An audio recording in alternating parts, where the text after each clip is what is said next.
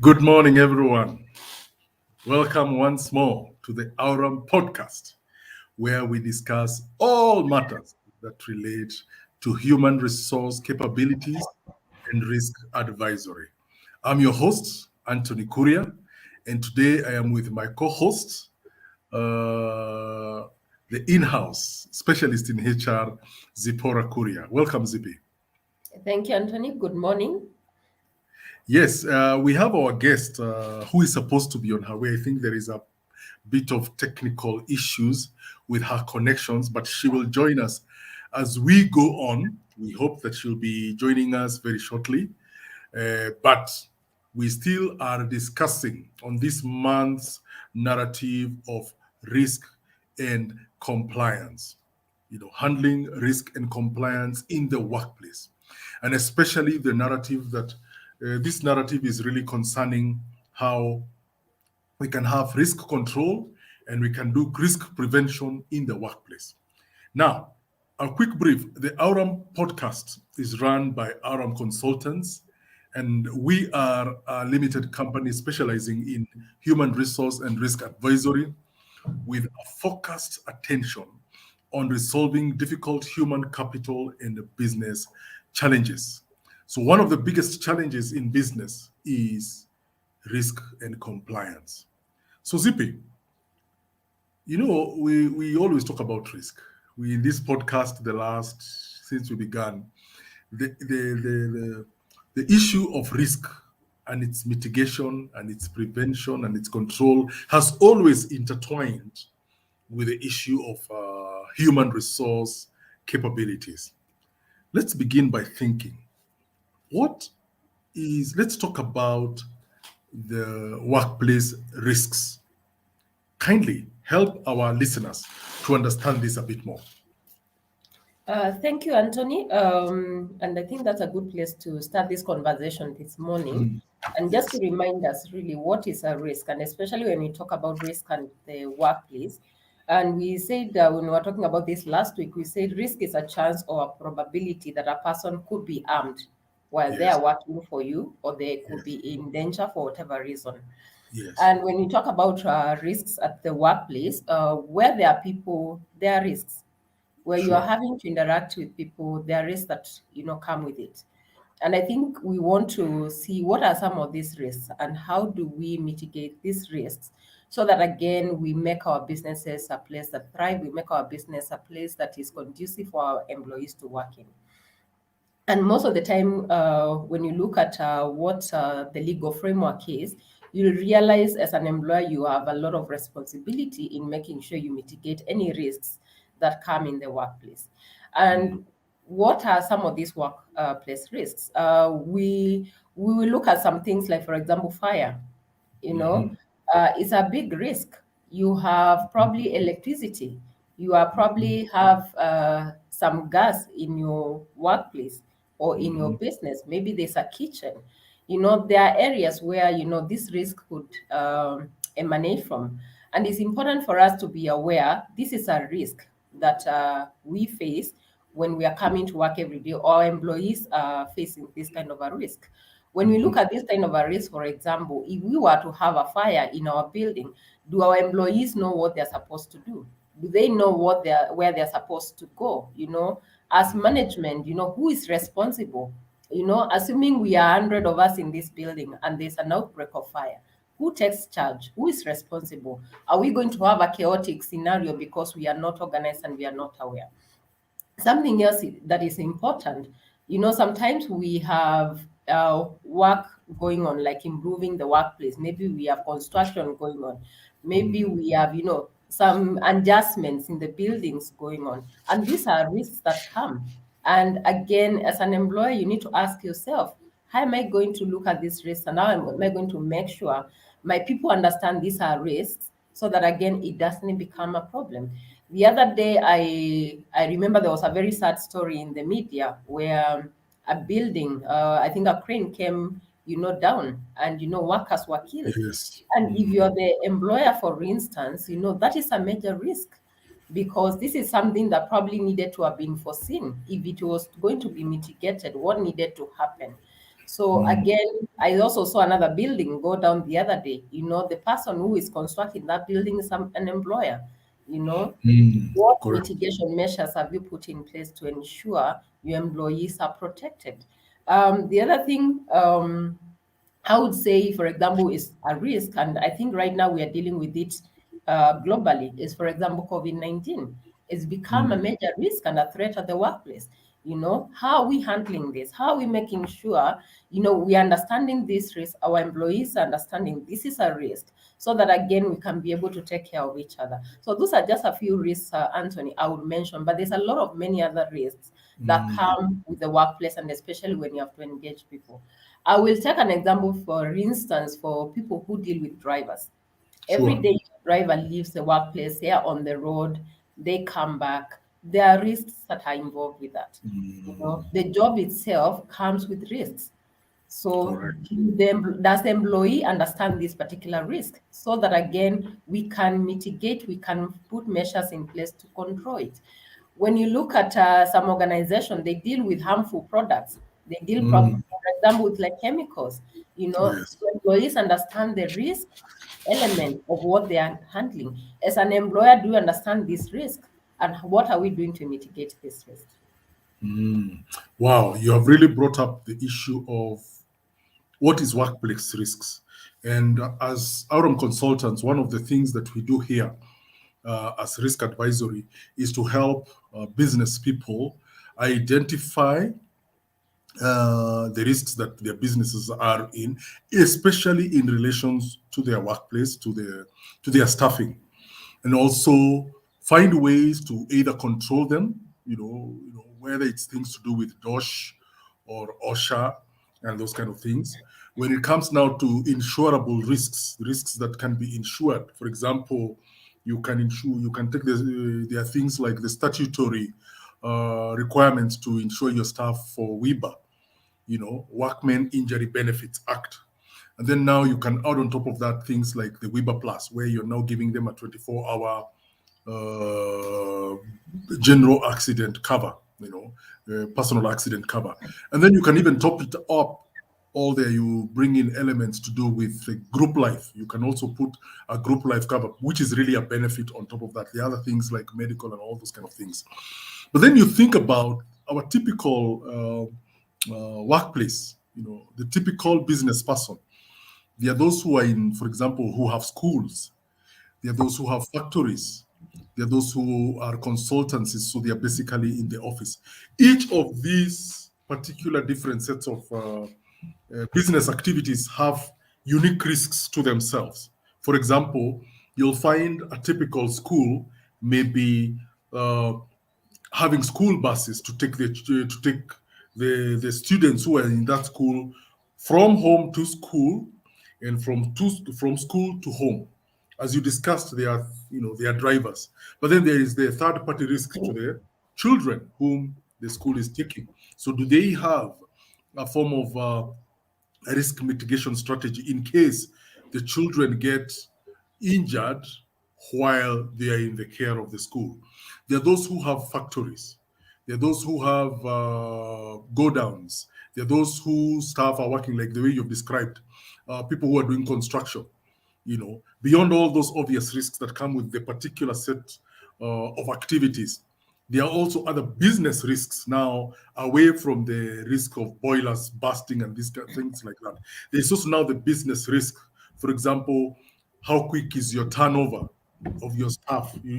Losing the managing director in an accident, for example, or having a key staff leaving the company, or there could be risks that involve your data protection and things like that. So within risk, it's what you're trying to say is that the field of risk is very, very wide. There is the business risk that comes inherently with doing business, and then there is specific risk that comes from the business that you are in. If you are a manufacturer in a factory, there are specific requirements you're supposed to meet in relation, especially with your staff, but even with third parties like visitors. So today we want to keep discussing this and bringing to our listeners to understand what the risks that the very obvious issues that you can be able to cover, and then the more complex risks which you can be able to take them on as time goes on. Now, the second question specifically now, and by the way, our listeners, you are welcome, our viewers and listeners, you're welcome to send questions. We love answering questions live as we go. So if you're listening to us, you have a question, kindly send it to us. We will see, we'll find a way to be able to tackle it. But now, the second thought that comes, which I was thinking about as you were discussing, what does risk and compliance have to do with HR? Somebody may be out there asking that question. So kindly give us an idea of how risk and compliance, comes into synergy with HR. Well, that's a very interesting question, Anthony, you're asking. And this is a question I think I've had actually from quite a number of people trying to understand uh, what risk have to do with HR. And I would say it has everything to do with HR. Um, if you look at what I started by saying, when you're engaging people, there's a risk that comes with engaging people. Mm. Now, when you move to the law on how we need to govern and manage people at the workplace, there is a framework. There are laws that help us know how to govern these people that we are engaging every day. So at the end of the day, when you look at it, there's a lot that have to do with managing people, which is basically HR, that has to do with risks and has to do with compliance. Think about the labor audits, for example. Mm-hmm. Is a compliance issue, yet it's also a risk issue if you're not compliant. So if you're not compliant with the different regulations of just how you manage your workforce, from remuneration, whether you're meeting the basic minimum wage, to having the basic bare minimum of what is required at a workplace, it's a Yes. risk. And why is it a risk? Because if you have a labor audit from the labor office, for example, and you're not compliant, you are facing the risk of um, being jailed. You're facing the risk of paying very punitive fines. You are facing the risk of reputation. So it's a risk. When you think about something like workplace registration, again, this Yes. falls under the OSHA. And I've Yes. realized again with doing consultancy, there's a lot of employers who are not aware about some of these things. You find if you're not compliant, it's a risk to your business. Again, why is it a risk? It's a risk because you face the probability of being jailed, being taken to court. You face a risk again of paying very punitive fines if you're not compliant in this area. So it becomes a risk. And why does HR come in? HR comes in because they understand what the law is saying about some of these things and what needs to be done to make sure you're compliant and you mitigate that risk. The other thing, for example, is WIBA. And when I was talking about some of the risks we face at the workplace, one of the things we don't like thinking about, and it happens quite often, more than we could want to think, is when you lose an employee, for example. An employee dies actually while they are at work. Mm-hmm. It's a risk. There's an element of compliance that comes with that. If you lose an employee, if an employee dies and they're working for you, what is expected of you to make sure you're compliant in that area? And a lot of times you will realize, because we don't understand, we don't know what to do. Again, it's a risk and it's a compliance issue. So there's a lot of things. And when you look at WIBA, it does dictate what we need to do. It does dictate we need to have this, for example, kind of insurance, which is what you're talking about earlier, transferring some of these risks. If an employee dies while working for you, there are some monies that need to be paid, and I know if you look at the act, it will tell you you need to pay up to 96 months equivalent of a salary. Now, if you have not taken any mitigation measures to make sure you are protected against this kind of a risk, can you imagine how much money you will pay? Check out, Oh, for example, an employee you're paying 150,000. If you are to pay them equivalent of 96 months worth of salary, plus probably many other benefits, then can you imagine as a business what kind of an expense that would be for you? It would be very expensive and it would be a risk issue. You have to remember also other employees are also watching to see what is happening in all these risk areas and compliance Mm, and how they're being handled. And mm, again, this is where again it becomes an issue of your reputation. Reputation with potential clients, reputation with your own employees. You have to remember mm, your employees are the best ambassadors for your organization. And they can mhm, only be best ambassadors when they know the environment I work in, I am protected, I'm taken care of, is a good place to work in. One of the mm, things we do when we do employee engagement survey, this one question we ask: would you recommend your friends or family or anyone to work for this organization?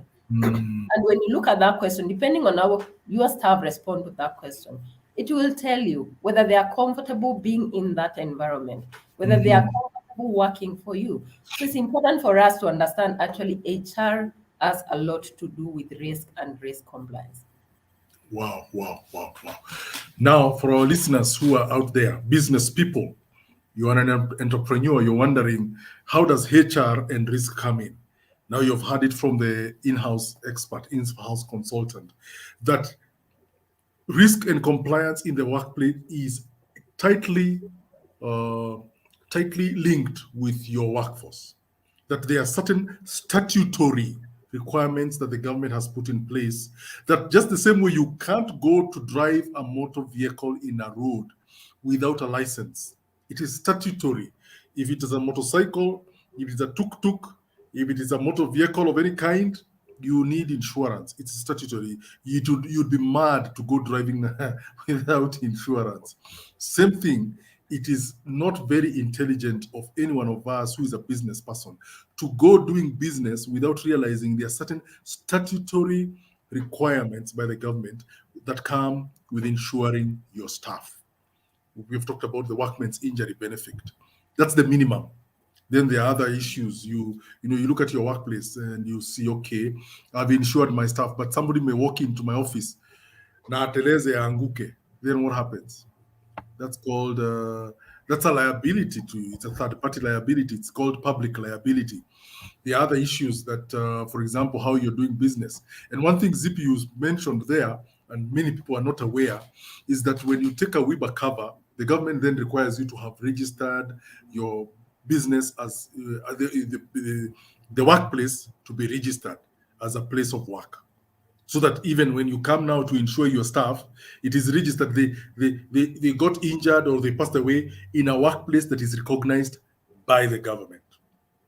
Because if you have WIB and you do not have workplace registration, then you go with a claim, the insurer will ask you, where is the workplace registration?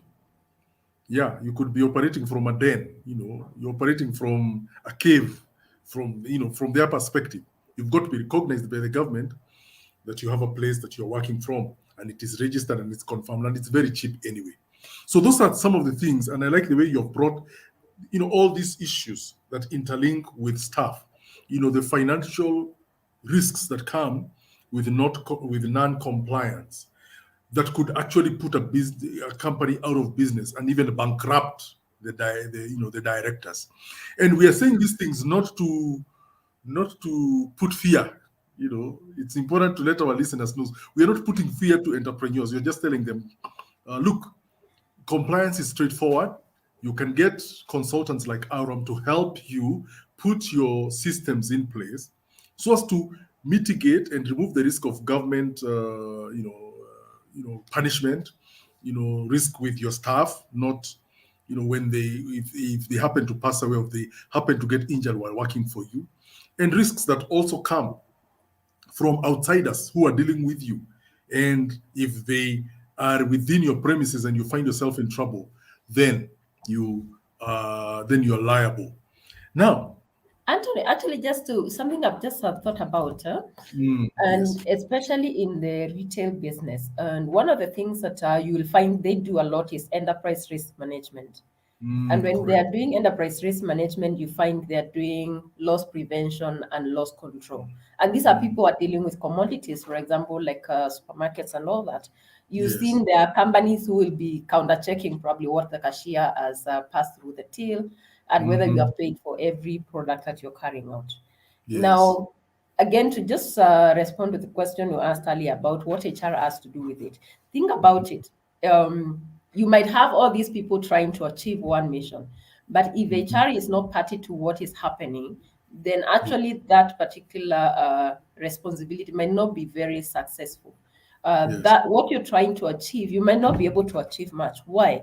Because you're dealing with people. And how does Yes. HR come in? HR needs to come in terms of making sure, number one, we have the right people in the right place. It needs to Yes. come in terms of ensuring employees are sensitized, they are aware of the do's and the don'ts. They need Mm. to come in terms of training these employees to understand how we're going to manage our clients. They need to help the employee understand what is the connection between what I'm doing and the business and the bottom line, and how my actions actually affect the business at the Mm. end of the day. And I think we Correct. need to move from the place of seeing employees as a means to an end to Hmm. bringing them on board and them becoming part of what we are doing and Mm. helping us achieve our mission. And we can only be able to do this if they understand the core of our own existence. Why are we Mm. here? How do they fit in? Do they understand the business? And do they understand what they are doing, how it's actually fitting into the business and helping the business? And I think that is something that is very critical that we all need to think about. Wow, wow, wow. Zippy, you've just said that, and I remembered uh, my economics class, my economics understanding. They say one of the reasons why Germany and Japan are such powerful economic superpowers in the world, despite their relative small size, is because in both cultures, in Germany and in Japan, the culture of an employee being a recognized stakeholder in the business, a recognized, valued stakeholder in the business, is something that is ingrained in the business culture of both Germany and in Japan. So you find uh, the idea, one of the reasons why they say Germany and Japan have very low rates of industrial action is because when you're hiring your people, these are your partners enabling you to meet your goal, whether it is conquering a market, whether it is exporting, and all those kind of things. So that's a very important point that you've brought across. That indeed, for business people, once you recognize that your staff are not a means of production, I know that's what we are taught in school. If you have gone to college to study business and entrepreneurship, you're told your employees are part of means of production, like land, labor, capital, and all those kind of things. But once you recognize that your employees are a vital part of your business, they are a partner in you, enabling you to, as a business person, to achieve your goals. Then there you are one step ahead in in improving your business and making it more successful. Now, we have discussed about WIBA. We've discussed about all these things like public liability and all those kind of things. Basically, what we are trying to say is that some risks can be transferred. And this is where our guest would have really helped us today. We want to talk about there are some risks that can be transferred. You shift them from yourself, you give the responsibility to somebody else, so that in case that risk occurs, that somebody else comes in with a financial incentive to fill the gap in case of loss. So there are business people who at times don't have a budget to be able to meet all these risks, and we wanted to find out how do we deal with this. Do you have any thoughts on that? Let me say, you know, it's funny. I remember a time I was talking to one of the senior labor officers, and I Mm. was saying there are so many expectations of the employer Mm. to put in place. There's so Mm. much cost that goes into it to set up Mm. a business. Mm. And his response took me aback, Mhm. and it made me really think through this. And Mhm. he said, before you start doing a business, you have a responsibility to do your homework, to fact find on every single element that you Mm. need to make sure you understand about the business. You need Mhm. to make sure you have the necessary tools to Mm. implement the minimum expectations by the government. Mm. And of course, there comes the issue of cost. Mm-hmm. And think about, for example, an issue of, because again, and I'm talking about this because I've seen a lot of employers who are getting caught up in this. An issue, Mm. for example, of WIBA. Mm. It's a statutory requirement. You Mm. are expected to pay insurance for your staff for WIBA Mm. alone. Mm-hmm. Now, I think it has even become more complicated with us having employees working from home. Because Mm-hmm. before, WIBA, the requirement was just cover your employees while they're at your premises. So Mm. now we are asking employees to work from home. So what Mm-hmm. happens if I get in an accident while working from home? Where does Mm-hmm. that leave me as an employer? And it's calling for us to actually think out of the box. We have Mm. had Yes. scenarios where an employee has gotten involved in an accident en route to work or from work. I have Mm-hmm. personally dealt with such cases. Now, here Mm. comes the challenge. If you don't have the WIBA Plus, you are left to deal with this challenge.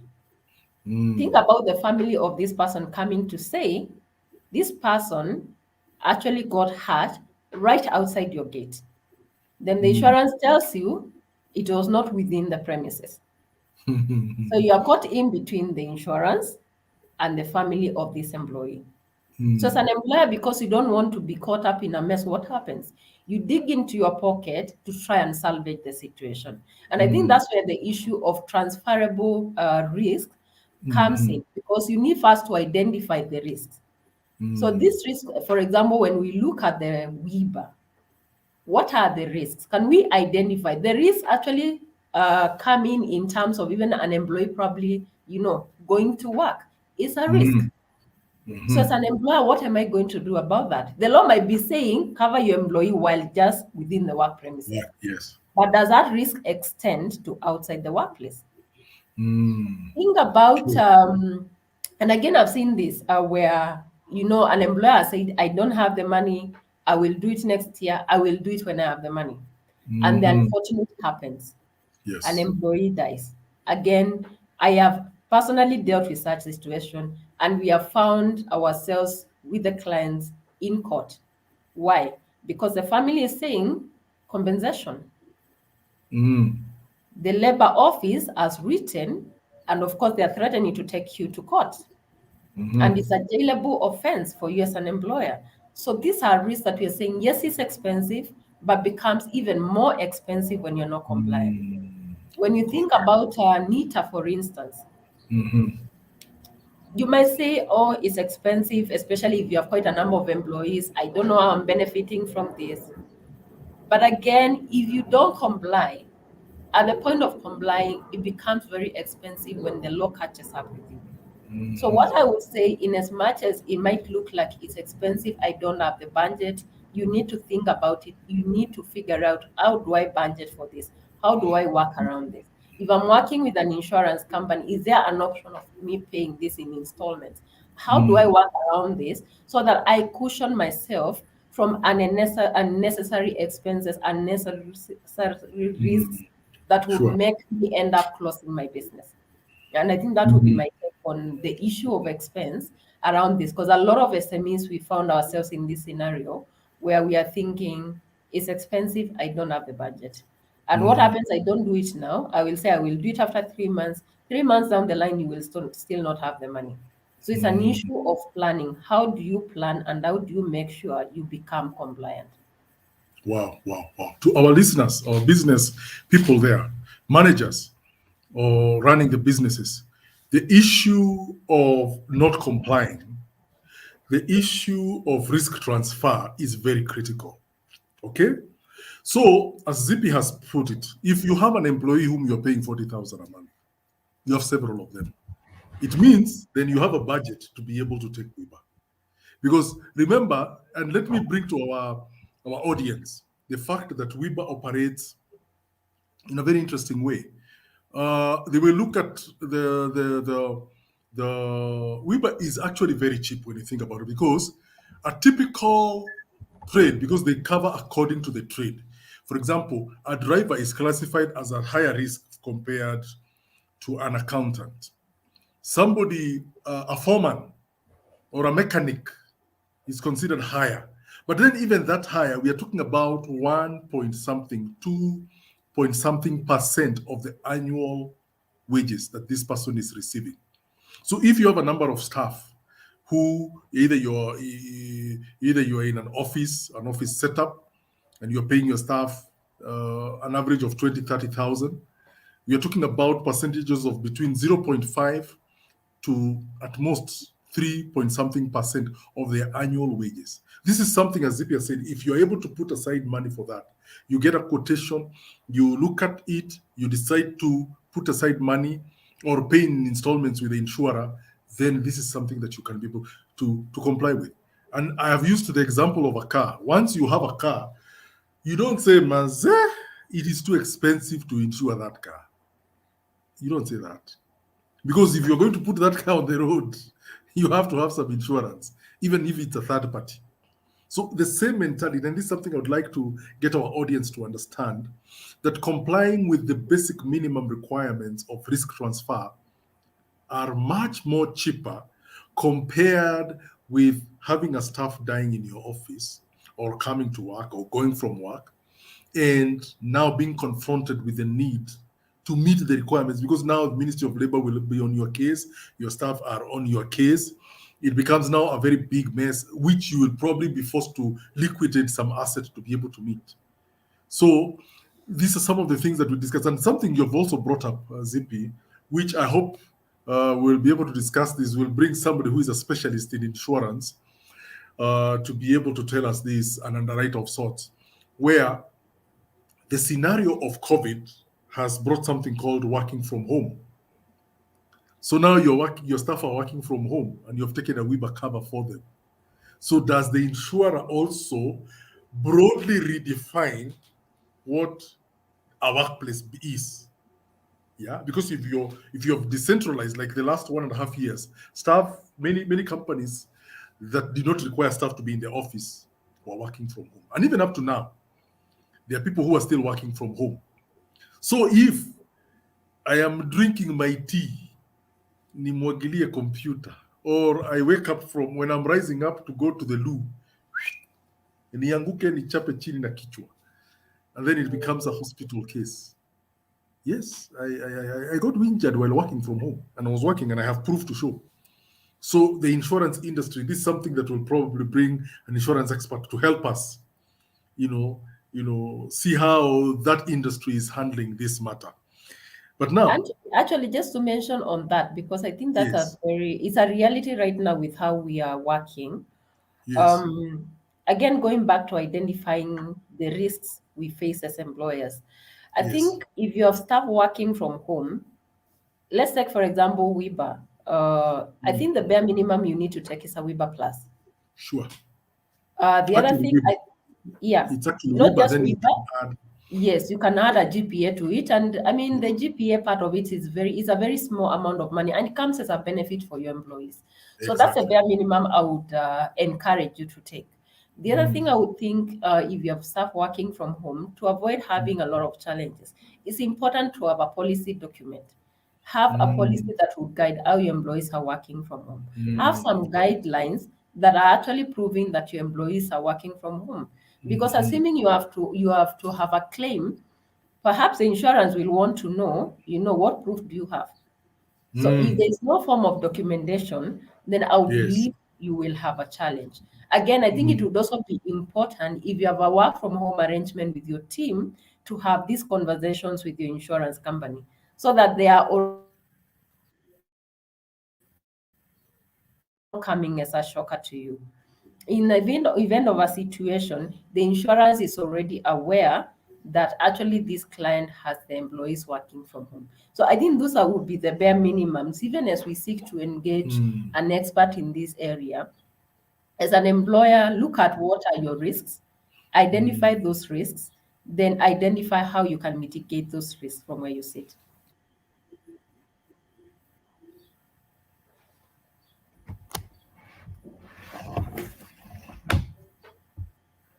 I don't know, Anton, we've lost you.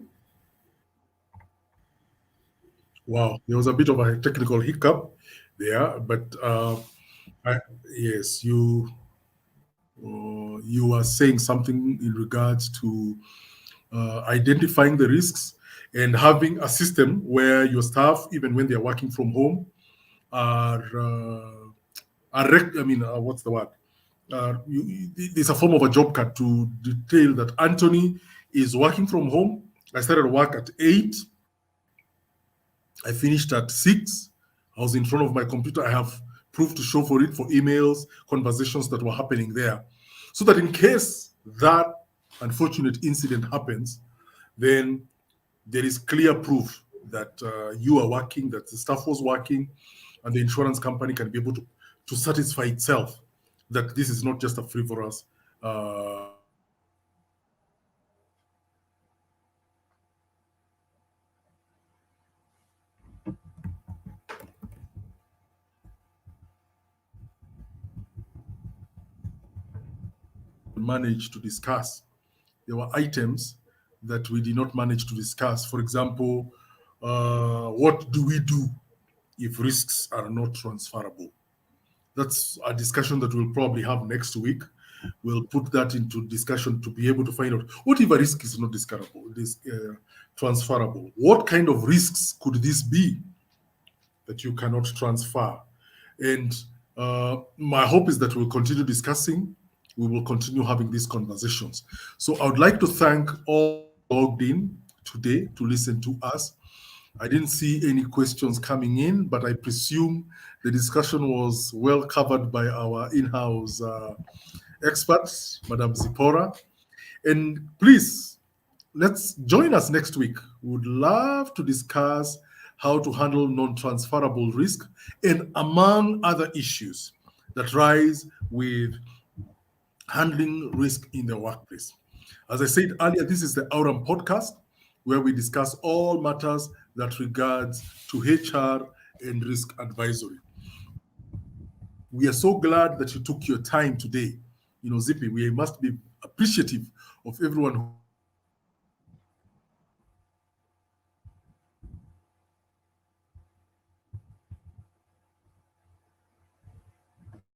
much. If you'd like to know how you'd want to get to know more about Aurum, you can get in touch with us at aurumconsultants.co.ke, or you can get in touch with us via our phone numbers, which are at the bottom of your screen, or LinkedIn, or Facebook. And we are appreciative that you've joined us. We are welcoming you to join us next week, same time, same place, where we will continue to discuss these issues. All right. I think we've lost Anthony, but thank you all for joining us this morning. Like Anthony has said, we will continue with this discussion and we will pick it up next week. We will be looking at how we can manage the issues of OSHA. For those who are keen to understand OSHA issues, we will have a guest next week talking about that. Thank you so much and have yourself a great weekend.